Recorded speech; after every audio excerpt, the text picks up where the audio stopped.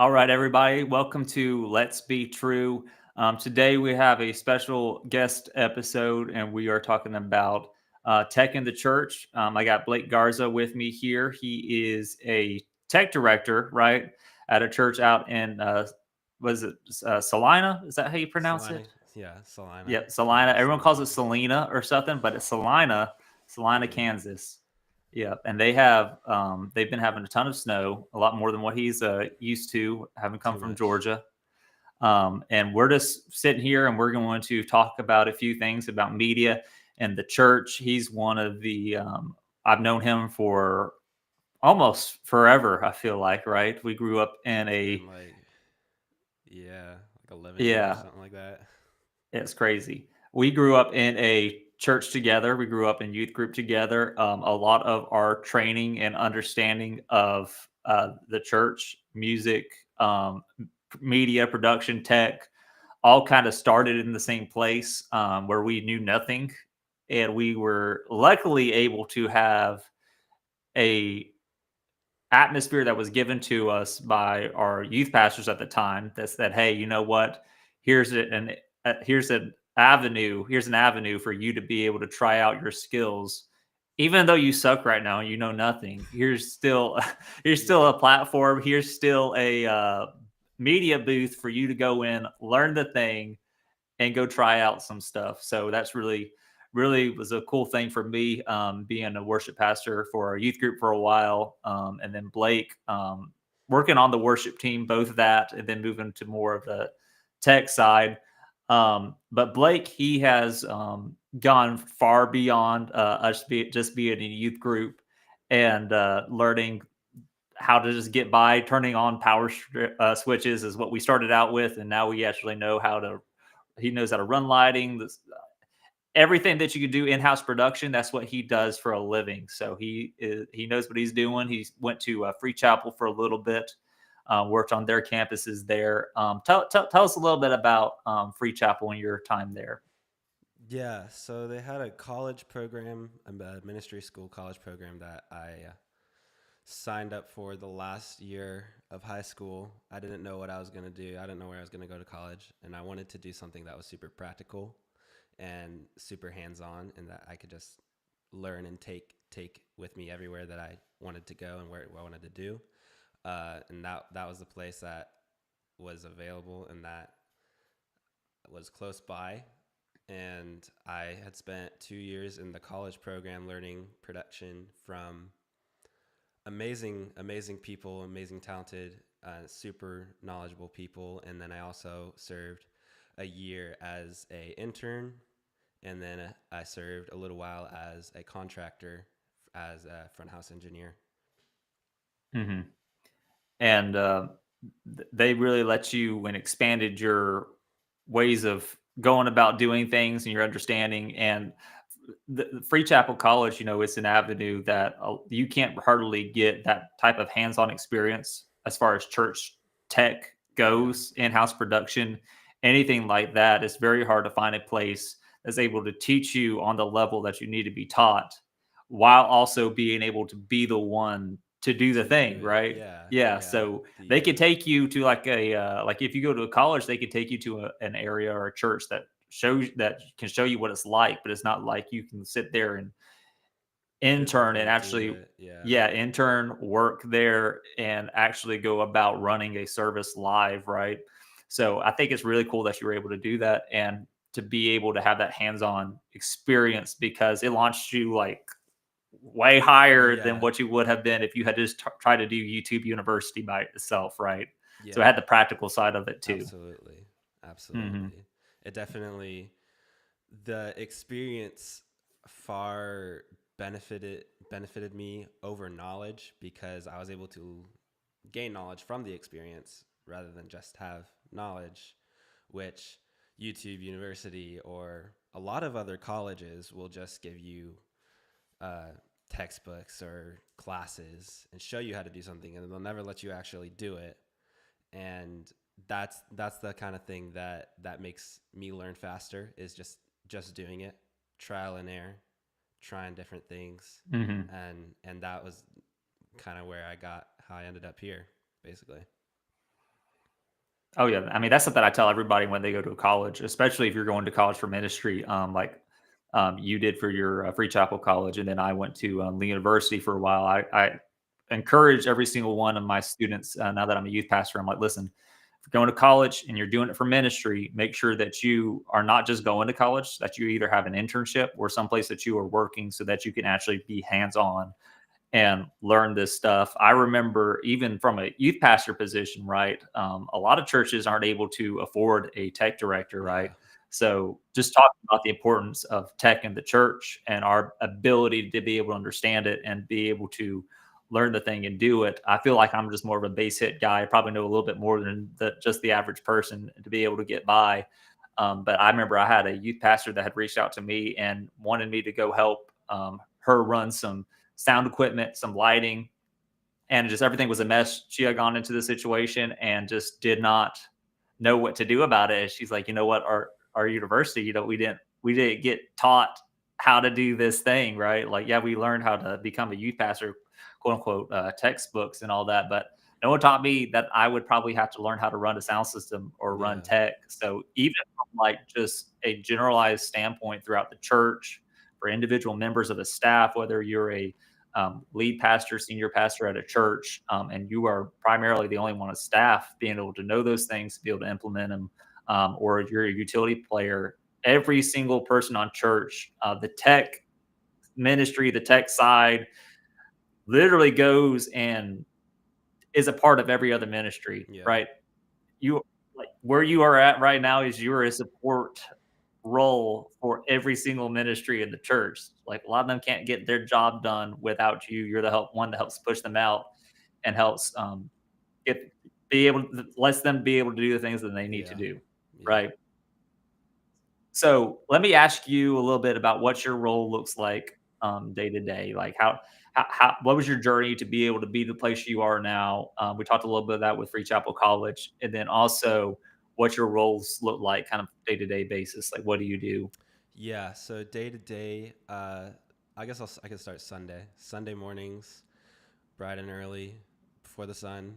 Um, driving to the church, making sure everything's turned on, buildings unlocked for band members, sound system is set up, every all the mics and stuff. Make sure all the batteries and checking all those, making sure the lighting system is on, stream is set up and ready to go for Sunday morning. Uh, then we have band rehearsal, doing sound check. Then we got Sunday service.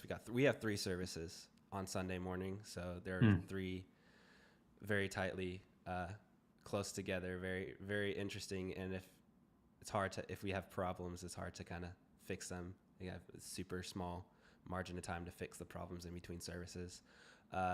Sundays typically that we have youth nights once a month on Sunday nights, so we'll typically uh, grab some lunch and then come back a couple hours later. And then Mondays is usually my scheduling and kind of re-editing of Sunday, just kind of recapping everything that has happened on Sunday.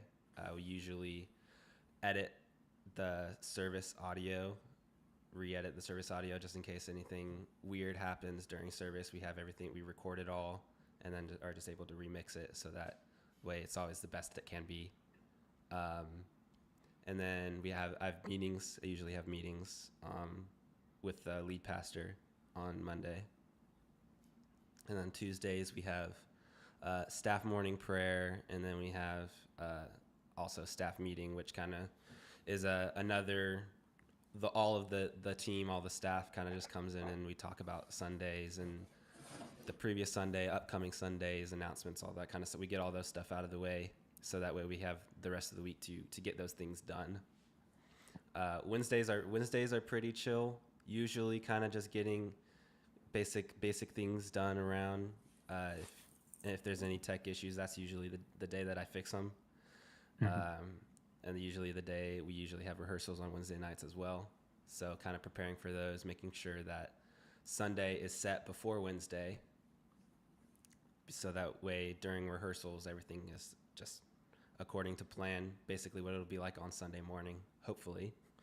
And Hmm. then So Thursdays are kind of Wednesday nights you'll try to actually do like a live production of what it would be on a Sunday without stopping, or is it more of so a? we it's more of a stop and go. It's more of a stop and go type of thing. It's basically the band. It's more for the band than it is for anybody else. But the tech people on the tech side, it makes us aware of what's going on Sunday for worship.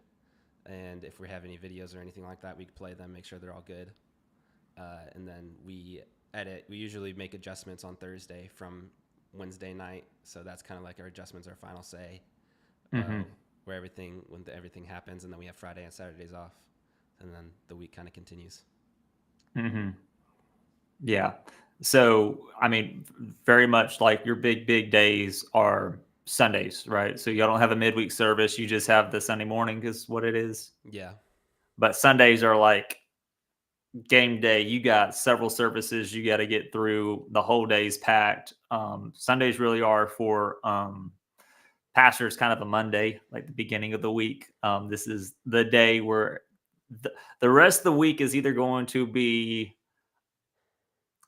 fixing the stuff that went wrong on that day, cleaning up the stuff that needs to be cleaned up, pushing out the stuff that needs to be pushed out from that day, and then prepping for the next week, right? yeah, So we typically on the Monday, anything that needs to be fixed or cleaned up, or I mean, which is not necessarily a bad thing, but beneficial. Like if we're needing to re-add a video on YouTube, something like that.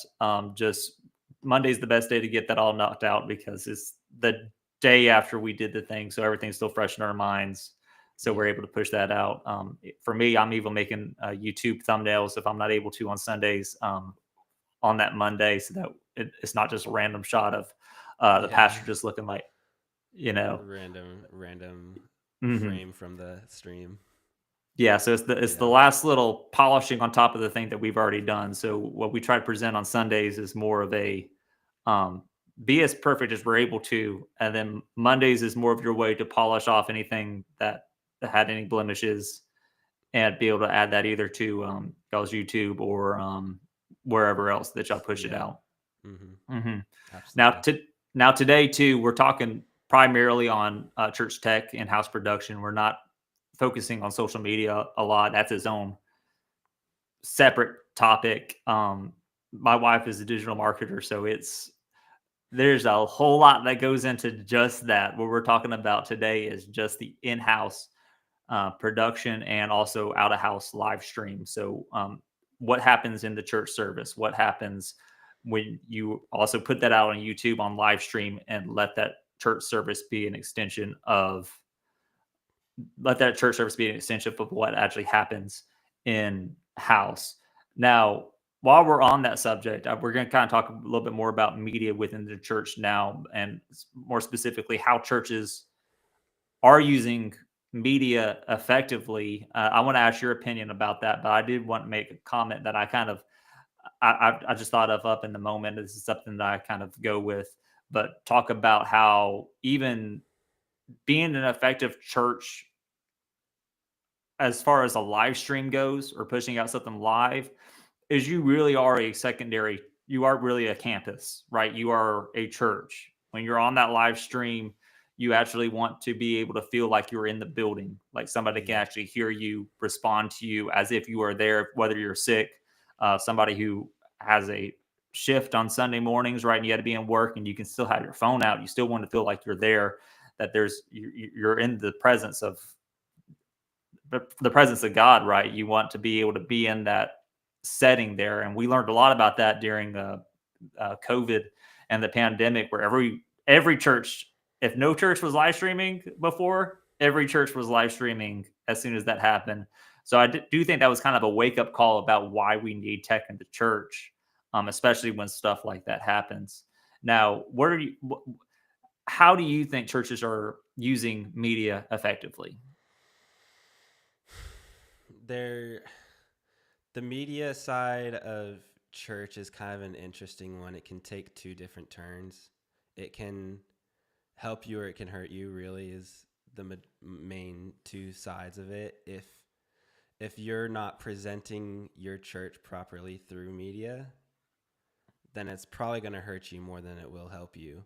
And Hmm. that's kind of a thing that I saw a lot during COVID, is that there are some churches that you couldn't watch. You just couldn't Some you real couldn't raunchy watch live it. streams. Yeah. Some really interesting live streams, and yeah, the stuff that came out of it. And I get they needed to do that, and but now that it's not necessary, I feel like there needs to be a shift. There needs to be an understanding that yes, if you don't prioritize it enough, it doesn't have to be the main thing, but if you don't prioritize it enough, it doesn't help you at all, and it's just a waste of resources.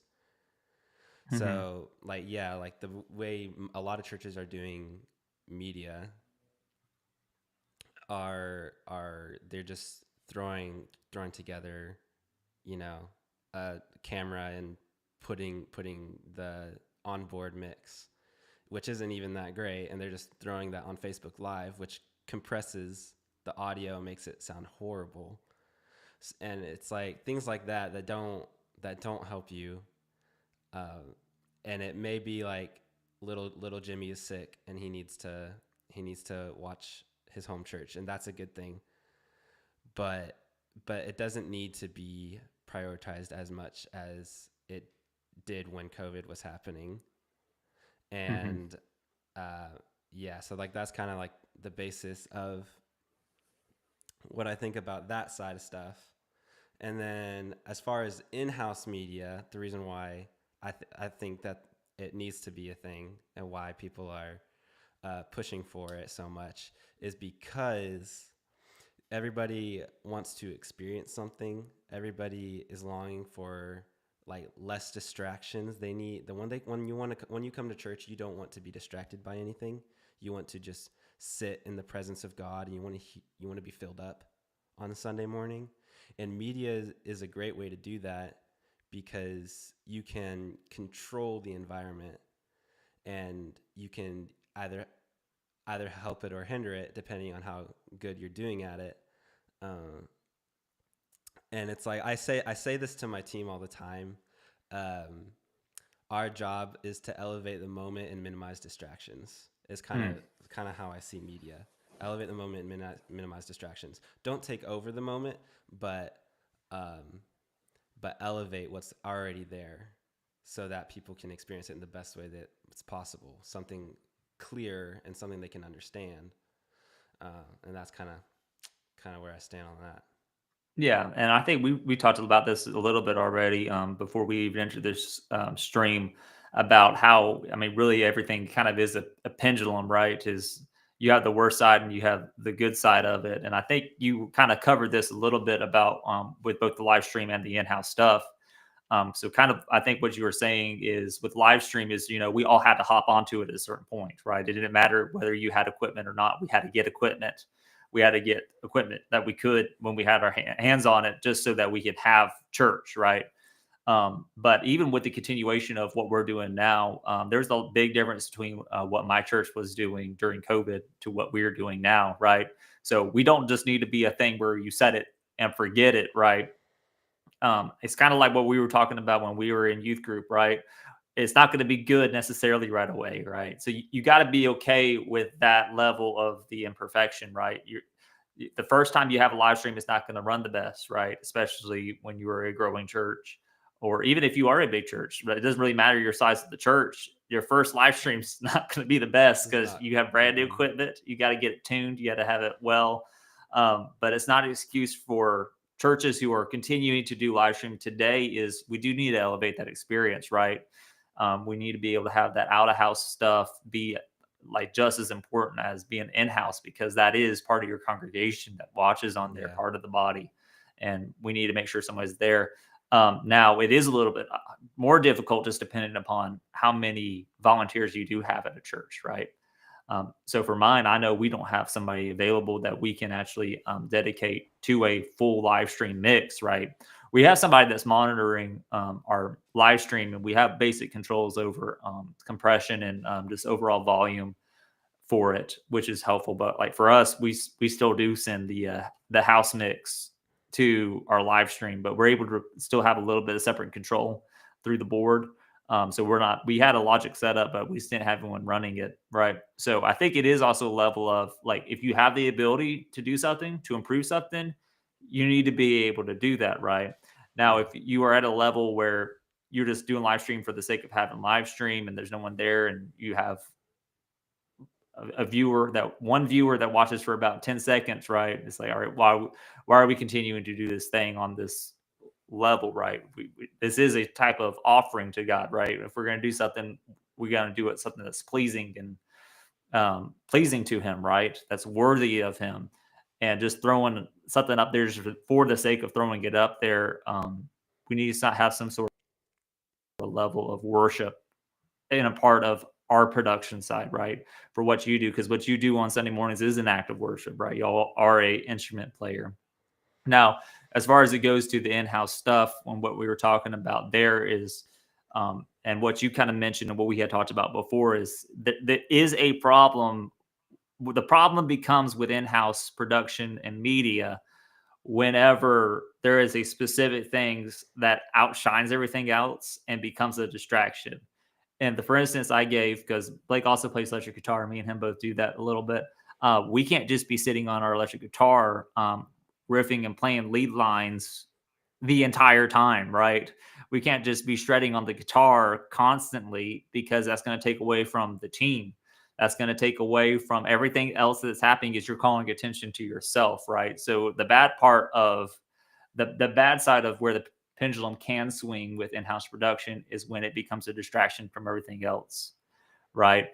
But what the good side is we do need to be able to have an effort into it. The other side of that pendulum is, hey, we go too far this way with the bad side for being a distraction, and then the bad side the other way is not caring enough to where you still are a distraction because you're not doing anything to be able to help what is there, right? To be able to fit in that space. So you can overproduce to the side of everything's a distraction and underproduce to the side where everything's a Yeah. distraction. So what you say to your team is, hey, we're eliminating distraction. And then what else was Elevating it? the moment. And elevating the moment. Man, I love that.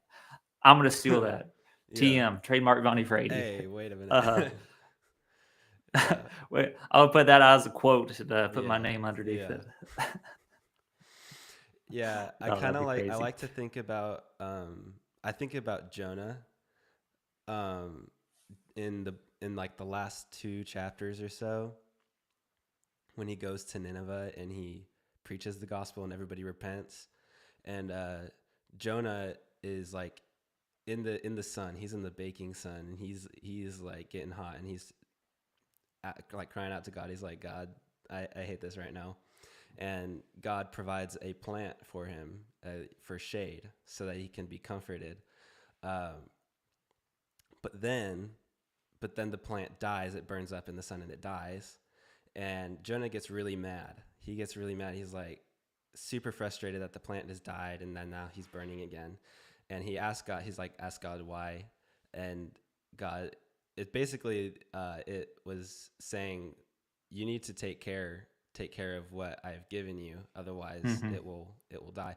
So again, to use that plant analogy, if you don't water a plant, it will die. If you water the plant too much, it'll drown and it'll die. Mm-hmm. So you got to learn how to water that plant, how much water that plant needs, how much sun that plant needs. You need to learn where that plant will fall in that category of how much sun and water it needs. Uh, Same thing for churches. It's like, how much do you need? How much tech is too much? What fits your church? What fits your church's personality? Mm. And like fitting Yeah. the congregation that you're in.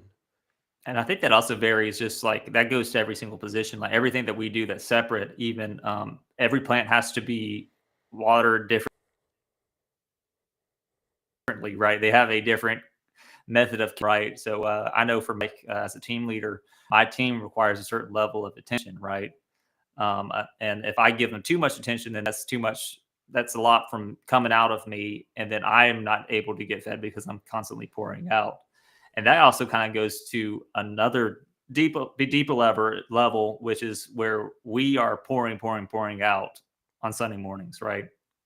Mm-hmm. Like if there's something that's go wrong, we got to handle it, right? I can't just be completely concentrated on like, hey, I have to be in this moment, right? As we are the level of the priest that's taking care of the temple to a certain extent. Is we want to make sure it's clean. We want to make sure it is pleasing to the Lord, right? And sometimes that does get us to be able to have to go into problem solving mode rather than be in a heart of worship. But when we are able to, when there's nothing going wrong, we're able to be in that heart of worship a little bit. So we do have to be careful Yeah. to make sure that we are getting our word throughout the week, or we are getting fed throughout a week. We are also watering ourselves so that we can Mm-hmm. take care of this other thing throughout the week. And as far as media goes, I know we even got to a point where we talked about a little bit about what Free Chapel was doing, even with their lighting. I think Jensen had told, what was it Jensen had told the production team as far as lighting goes?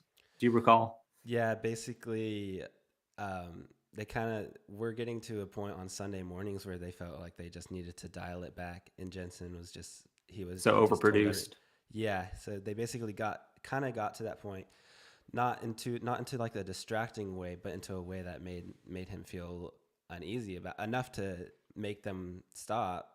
So he basically was like, let's like dial it back, keep it simple. The lighting doesn't need to be crazy. It doesn't need to be all that. So they kind of have had that escalating. It kind of like escalated, de-escalate. They're trying to find that sweet spot uh, into where they have a little bit of freedom, but not overproduced and over distracting. Mm-hmm. And finding that level in the middle is a pretty hard thing to do because it also varies per church, right? So you could be at Yes. one church and that's a completely different standard or medium from what another church is. Your church right now is a completely different medium from what my church is right now, right? There's some Yeah. things that you can get away with that I can't get away with, right? Because Mm-hmm. it would be viewed as overproduction. Now there's some of the stuff that you're doing, you're like, oh yeah, we do this. This isn't overproduction. It's just this is an act of worship for us. So being able to find where it is for your church in the middle there, while also not being afraid of the technology, right? Like this is a thing that's introduced to the church, right? So I don't understand why we're over here and elevating like the piano, the organ, these instruments that we use, right? Not necessarily in a musical sense is what I'm talking about. Is there instruments that we use, right? Microphones are things that we use to amplify what we're doing, right? So they're actually instruments of sharing the gospel. In the same way, tech stuff is an instrument of sharing the gospel, right? So everything that we use, either production wise, music wise, even vocally, our voice is an instrument. It's a tool that we use, right? Our expressions, right? Our demeanor, our facial expressions are an instrument for us to be able to communicate something that God has told us to communicate, right? To be nice and be like, "What's up, everybody? So glad you're able to be at our youth group tonight," right? No, it's like there's no emotion behind that, right? And in part of every relationship, there has to be emotion that's displayed because we have to actually understand the meaning. The we have to understand that there is an emotional connection behind just the relationship, right? Because I don't know about you, but any relationship that doesn't have an emotional element attached to it is not actually a friendship, right? It's not even Yeah. sort of a relationship. I can go have a conversation with you or somebody else and not laugh during it. It's like, all right, why am I talking to this Why person, am I talking to right? you? Like if I get a single emotional response, whether it's laughing or whether it's joy, whatever else, like I don't want to talk to somebody that makes me feel down the whole time, right? So we have these things where, like, yes, this is a benefit of it, right? And I think there does become the point of the overproduction where it does lead to manipulating you to have an emotional response, right?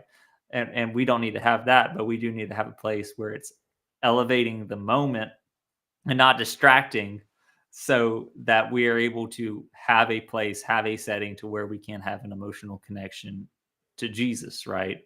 we should be able to cry. We should be able to lift up our hands. We should be able to have the joy of the Lord and be like, man, this is awesome, right? They have a lot of joy in this moment right here. So that's a little bit on Yeah. that. Now we talked about balance between quality production, and let's talk a little bit about authenticity. How can we be?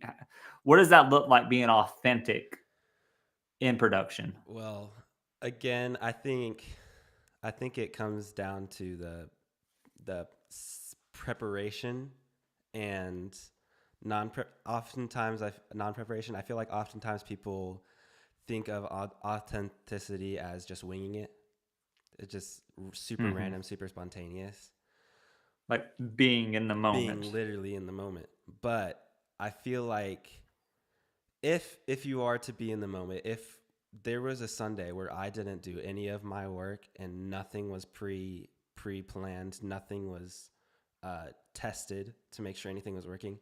everything would go wrong, and It would and it fall would apart. it would fall. There would be no church. There would be no Sunday that Sunday. There would be no Sunday morning service. But if you put in the time, if you put in the effort to make sure that everything is good beforehand. You make sure that you put into work to practice the songs, to know what the preacher is going to be talking about. You put those slides in. You make sure that everything is good on that Sunday, on that service, during that service. You have less weight on you. You feel more free to do more, to be in the moment. You can be in the moment Hmm. rather than worry about the moment because everything was planned out. You know how everything's turning out. You know that things work. And yeah, sometimes things don't work, but you're still far more in the moment than you would be if you never prepared or anything like that.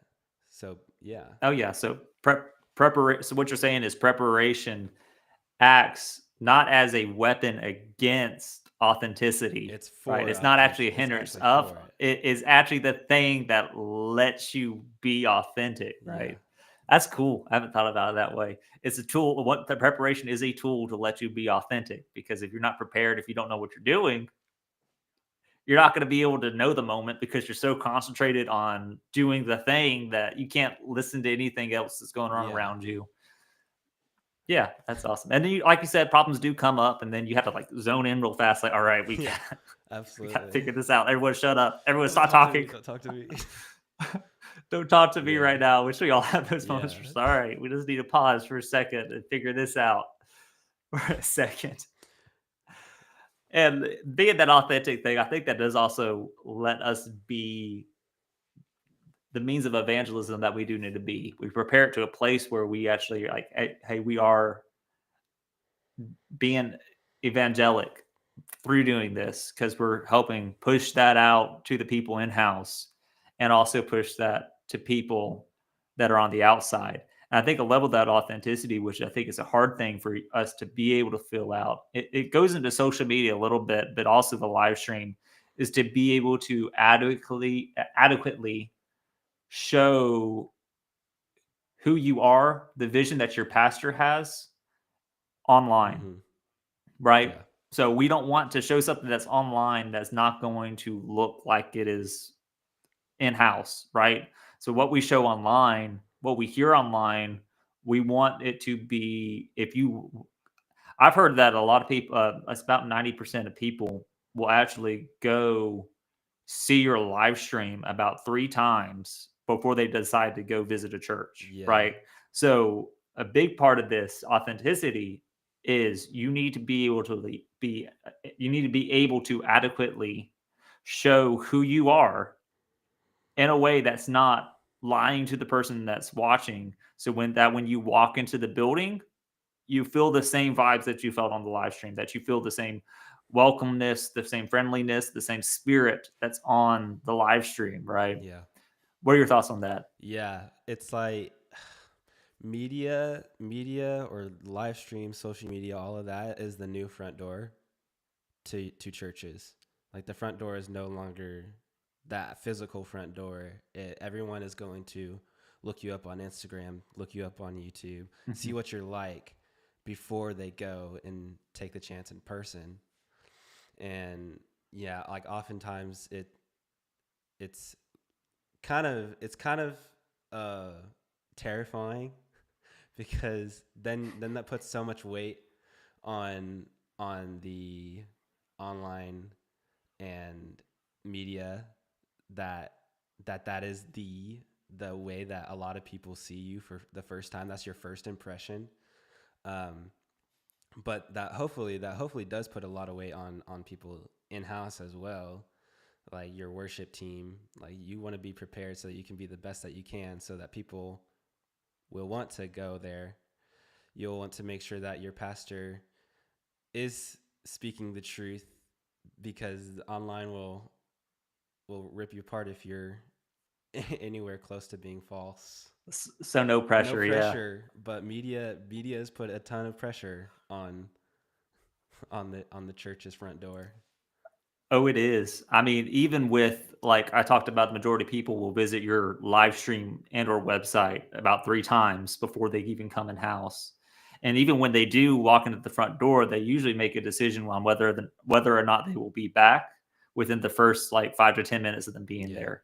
So even when their first visit is like, hey, you got 5 to 10 minutes to be able to see if they want to come back, right?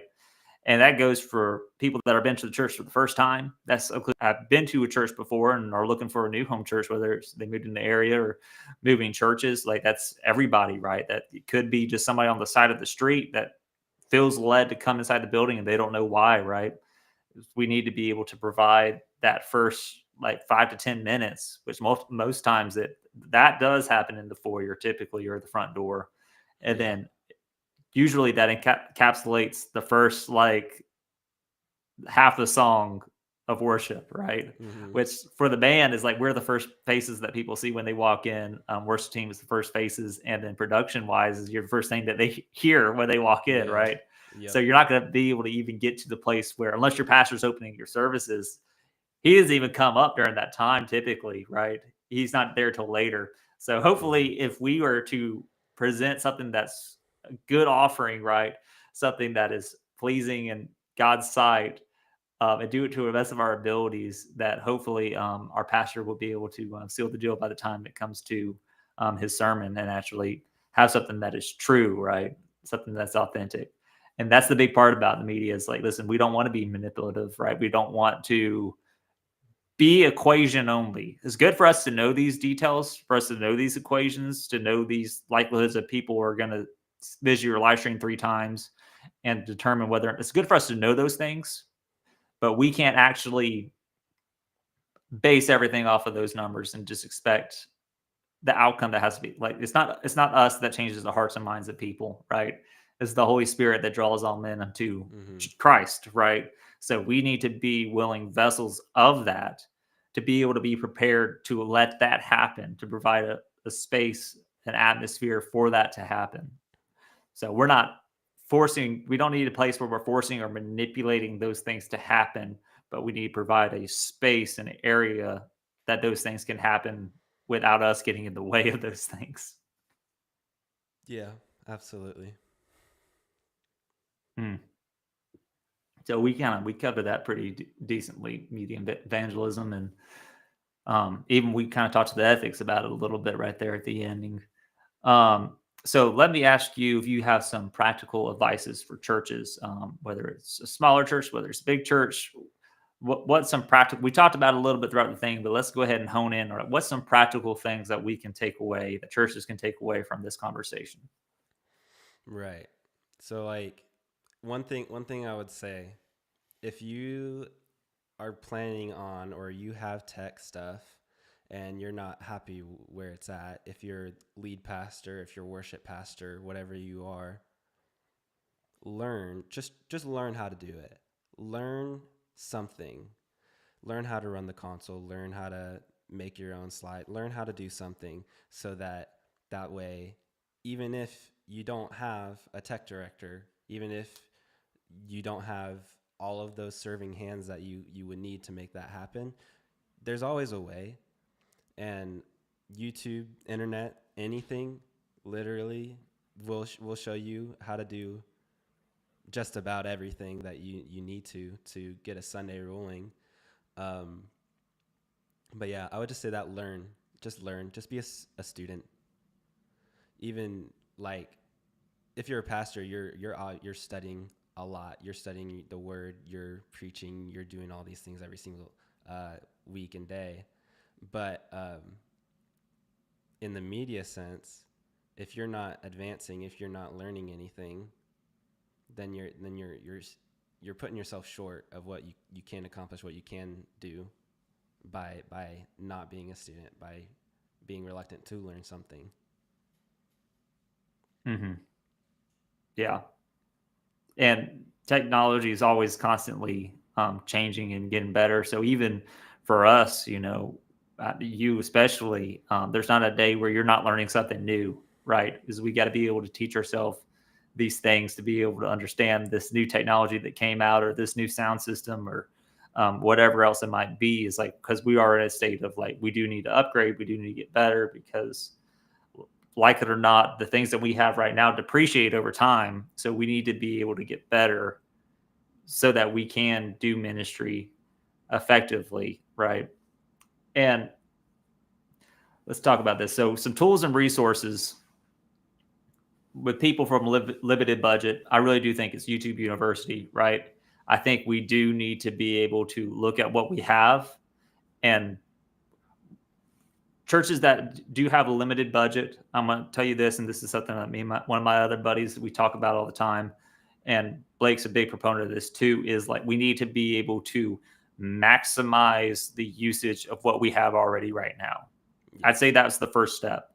See what you have, understand what you have, and use that to its maximum ability. Because if you're not able to use what you have right now to where it needs to be used, then buying something else is not going to fix the problem, right? Right.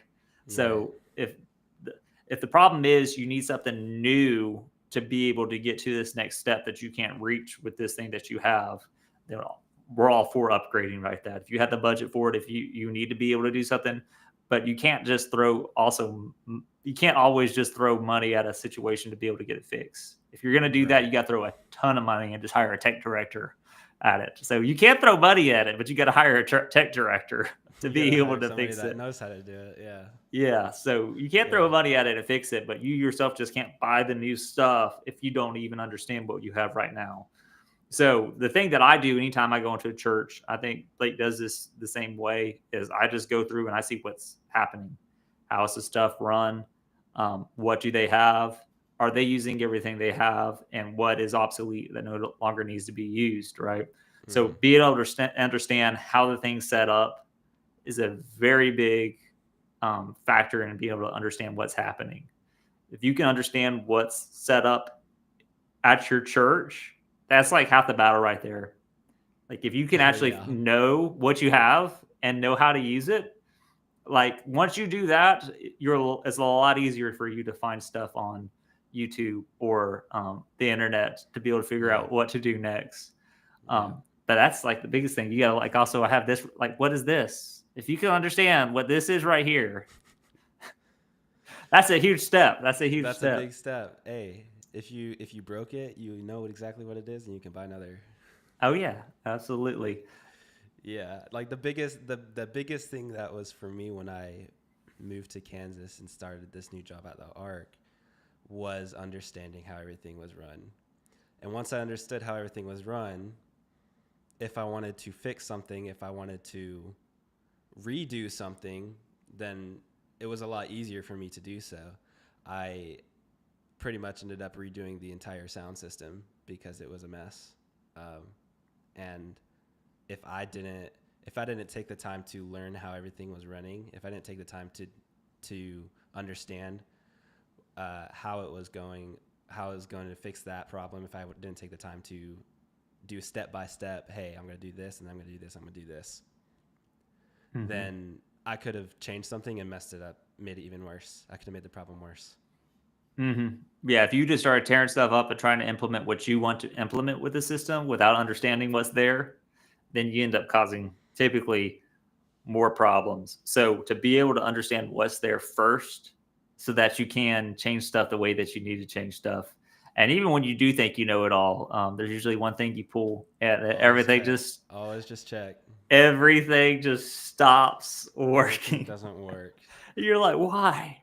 It's just like that. Oh my gosh. Oh my It's just like a big right here at the top of the head, goodness. and then you're And like, oh, I'm gonna let pastors know right now. Please, please, please do not update your Pro Presenter not on without checking Sunday. with somebody who runs Pro Presenter first. Do not. Do not do it the day of My ever. pastor, my pastor, updated our Pro Presenter on Friday night without us knowing about it. So Sunday morning, we had all of our screens glitching out and Yeah. phasing, and there someone's like, "Man, it's just the devil." I'm like, "Nope, it was our pastor."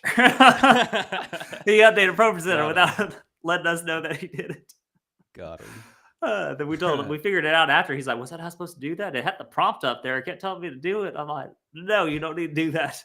It'll keep telling you to do it. We don't know what changes on those in those updates, but it's nothing good. That's all I can say. Yep, and well, that's like you gotta read what's being updated for you to figure before you Yeah, update you it got because yeah, it changes everything everything. sometimes. Like I had to completely just redo our how we have our displays and outputs set up just because when we did it, it just the computer settings changed as well as the Pro Presenter settings changed. So then you got to just Mm, start over and rebuild it from scratch. And finding out that on Sunday morning during church service is not a good time to figure out that something has mm-mm. changed No, during the not at week. all. So if you do have somebody running sound or running your lyrics, whether it be through Pro Presenter or whatever, please just let them know that you're updating it before you update it, and understand Mm-hmm. what updating does sometimes. Um, but one of the last things I do want to talk about, Blake, is in church production and church tech is also being able to how do we encourage, whether it's a team, whether it's you yourself, or whether it's a pastor that's running media by themselves, how to encourage creativity in those spaces, right? So we don't all have to look the same as each other. Churches are going to look different per church. You were blessed or cursed with the building that you have, right? And not a lot of us have a luxury of being able to pick and design the building that we're in, right? Or the colors that were on the wall. I mean, you can change colors a little bit easier on the wall than you can the structure, right? So how can we be creative in church media? Is what we're talking about. How can we look at what's there and let our tech, let our media take what's there and make it work for where we're at? Hmm. Yeah, that's a good question. I think creativity. It. I think creativity. Going back to the authenticity thing, creativity creates authenticity. Because if you're always copying somebody else or always doing what somebody else is doing, then it oftentimes can feel fabricated or it doesn't feel like you. It doesn't feel it's not Mm-hmm. you. It doesn't feel like you. And that can come across a certain way even if you don't actively see it, you kind of can feel it. Like Now, I've been to a lot of churches where they've not felt super authentic because they've mm-hmm. tried to push some certain way that they're like, I like that, I need that exactly. And instead of just being them and using their brains that God gave them Yeah, yeah. to Now, I to do think do that. when you're starting something for the first time, it is okay for you to look at somebody else and just try to recreate something that somebody's already created, right? That's a lot easier than being able to start something completely from your own ability. If you don't even know what you're doing, try to reproduce something, right? Like you can quote unquote cheat at the beginning, right? For me, I know when I first got into graphic design and more on that edge, I do look at other churches to see how they're doing it around our size. So I can be like, all right, what's too much? What's too little? How can I assess where we need to be at a church that's running the number that we're running? Right? What's too many social media posts? What's too good of a sound system for what we have right now? Do we need sound tuning? Like, what do we need for where we're at right now? And looking at other churches and trying to be. I like to try to be a step ahead of where most churches our Mm-hmm. size are supposed to be, right? Yeah. So I want to be ahead of that, but I also don't want to be 10,000 light years ahead of that when there's no infrastructure within the church to be able to let us do the thing that we could do. Theoretically, I could spend every single hour, every single day making it 10,000 light years ahead, but th- th- there's no benefit to that. We need to be able to. I have to be able to run it for the way that our church is at right now, and a lot of that did look like at the beginning, seeing what other churches were doing and trying to do the same thing. And from that, I didn't stay there. Right? We don't stay there. We figure out what we ourselves as a church need to do and how we can look our own, sound our own, and be our own way based on our own building. Because there's some places, man, I tell you what, they throw up an LED wall and it does not fit the sanctuary at all. I'm like, listen, I'm not saying don't have an LED wall. I'm just saying find a better placement for it or a different shape that helps the architecture of the building out, Yeah. right? So creativity is important. We do need to be able to figure out what we're doing. You just get our bearing first, but once you get your bearing, then it's all on us to be able to be as authentic as Yeah. possible. And I think taking inspiration is a huge thing. I mean, I take inspiration from Mm-hmm. very many different churches, wide variety of stuff. I see things that I like, or I see things that they do well, and I want to do that. I want to do that just as well. Not necessarily copy them, but do it as well as they do it. Copy their I copy guess that's a good copy way of, their yeah, that's a yeah good way of copy wording their is being level, not just exactly be, like be inspired by what they're doing. Copy the level that they're on, but don't necessarily copy and paste as a yeah. whole. So be inspired, but just don't just straight up rip off a Right. copyrighted Don't material, take don't right? steal somebody else's logo. Yeah, yeah, yeah. Don't do that. Yeah. Don't be like, you know what? Now, if you want to figure out how somebody created a logo just for fun, you could do Yeah. that, and then that might help you design your own logo, Yeah. right? So Yeah. figure out how something was made, but don't just straight up copy somebody else's logo and just Yeah. save their profile picture and upload it, Yeah. Yeah. upload it to your own Yeah. Facebook church's page. Yeah. And I think another big thing for creativity in the church is let things happen, let things go wrong. If you're always so focused on making sure that everything is right, you'll never have a creative person in your church because you have your structure set up, you have things that work, nothing needs to change because it always works. There are times where I've tried new things. I've asked my camera people, "Hey, try doing this." And it doesn't turn out so well. And it doesn't always mean that it was like wrong to do so. It doesn't mean that it was like a bad thing. And maybe it's something that happened. Maybe that was like, hey, I kind of we didn't execute it very well, but let's try it again next time. Let's work on this. Let's see if we can do that better.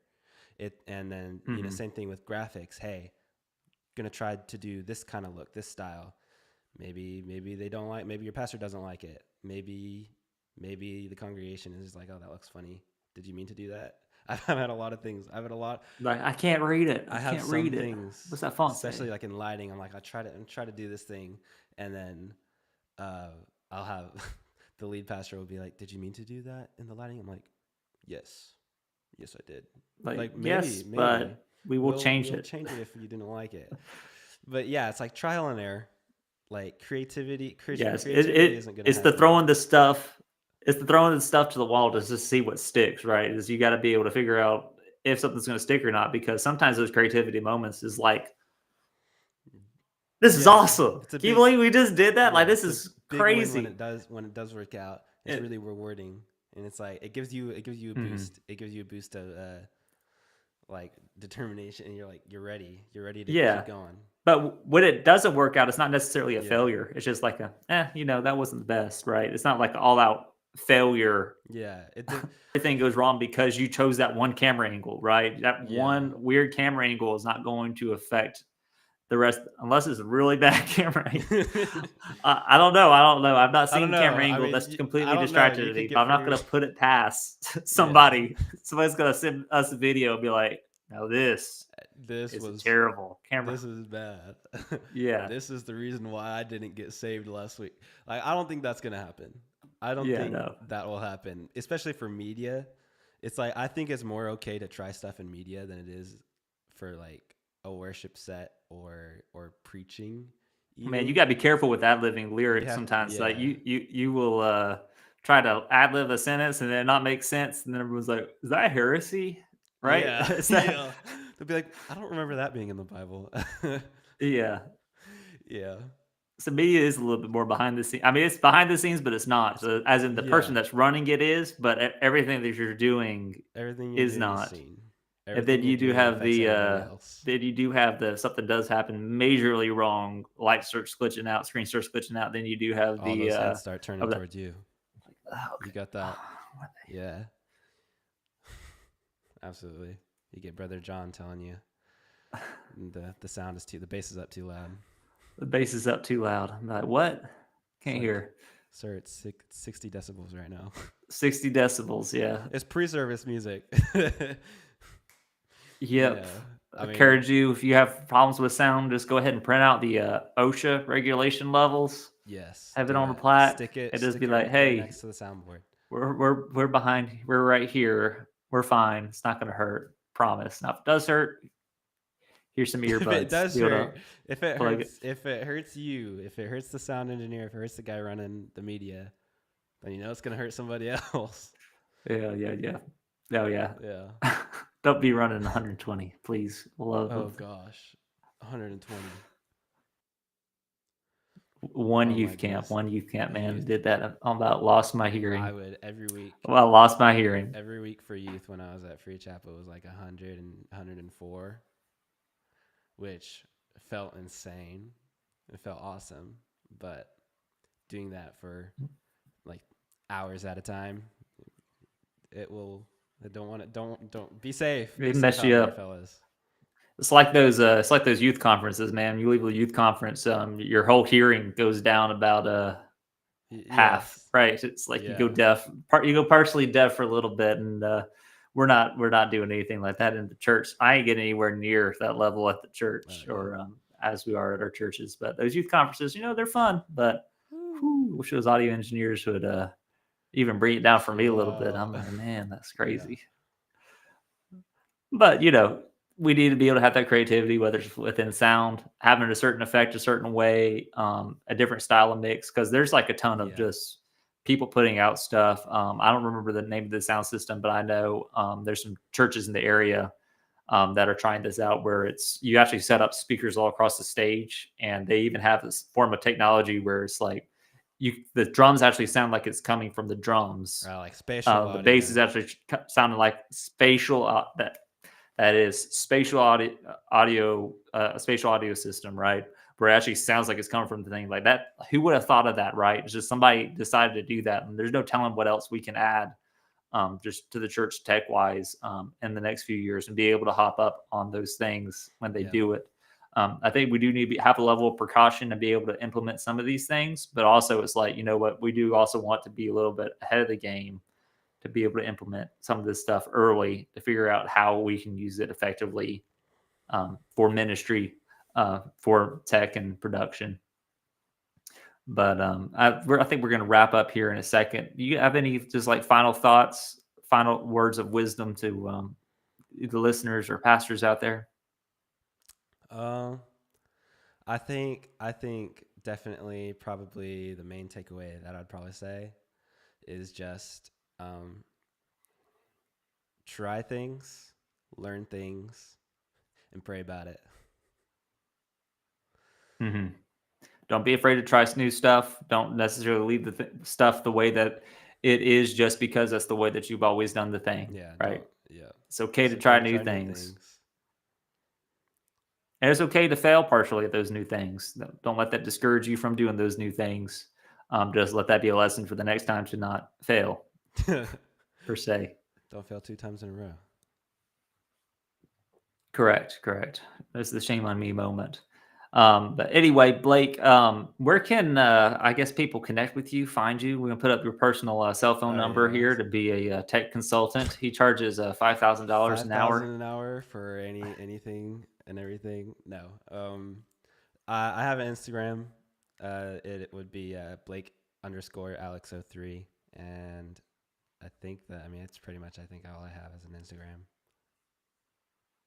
He's got an Instagram. You can follow what he's doing at his church. You want to share your church, Yeah, just kind of show him a little bit about what y'all are yeah. doing. So you could follow at the Arc Salina on Instagram or website. You can go to the website, and then you can kind of keep up with things there at my place and see how we're doing and if this talk was just talk or not, because we try to implement those Hmm. things every single week. Everything that we've talked about is everything that I've tried to implement with my teams. So that's where you can keep up with them and Hmm. us. So you can find Blake on Instagram. He's going to try to start posting a little bit more content because he's got hardly anything on there. Probably post a few of these little reels out there. Um, be able to follow what his church is doing and what he's doing at that church on both YouTube, Facebook, and Instagram. See the live streams on YouTube, the polished versions. And then if you have any questions just in general about what we've talked about here today, always feel free to reach out in the comments of this live stream. I'd like to connect with you just to be able to see and see if we can help you out with any problems, any issues that you have, and be able to answer any questions. I'd like to eventually have a live chat feed going through here. I don't have that set up for the time being. But if you're making any comments, we haven't been able to see them. Sorry, apologize. And they might be saying, "Man, y'all suck." I don't Yeah. know about that. Or maybe we fundamentally disagree. We are live on TikTok, so I don't know what that looks like. But keep up with Blake. We'll probably have him on again eventually. There's a few things that we didn't get to talk about today that I'd like to talk about in the future. And thank you for being on, Of Blake, course. Thank today. you for It's having me. been a great. I mean, for me, this has been fun. I like doing this and having these types of conversations because it helps expand my knowledge about these things too. But so find him on Instagram, find his church wherever, and then just let's continue to be authentic ourselves. Let's be true and apply these things to our lives. And hopefully, you learn something from today. Anyway, I appreciate you and thank you for being able